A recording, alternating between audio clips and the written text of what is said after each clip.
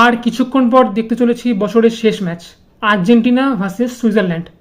কারণ আমার মনে হয় না এই ম্যাচটা দেখার পর আমি বেঁচে থাকতে পারবো। আগের দিন ইজিপ্টের সাথে খেলা দেখার পর আমি অলমোস্ট হার্ট অ্যাটাক হতে হতে বেঁচেছি। আর ওই টেনশন নিতে পারবো না ভাই, আর পারবো না। সো প্লিজ মেসি ভাই, শুরু থেকেই তুমি তোমার জাদুটা দেখিও। ওই আগের দিনের মতো শেষ 10 মিনিটে তুমি জেগে উঠবে, তারপর তুমি গোল দেবে, ওই ধান্দায় থেকো না। ওই টেনশন নিতে পারবো না। আর আগের দিন লতন মার্টিনেস, ওকে আমি অনেক কথা শুনিয়েছি, বাট শেষ পর্যন্ত ওই তার খেলা দেখিয়ে ম্যাচ জেতাতে হেল্প করেছে। তাই আমি চাই স্টার্টিং 11-এ ও যেন থাকে। আর প্যারাডাইস, ওফ সোনা ভাই আমার, তুমি না থাকলে নিঘাত হারবো। তোমাকে তো থাকতেই হবে বাবা।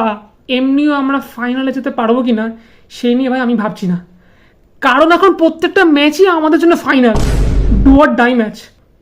সো প্লিজ মেসি ভাই আর সমস্ত আর্জেন্টিনা প্লেয়ার্সদের বলছি, জাল লাগিয়ে দিও।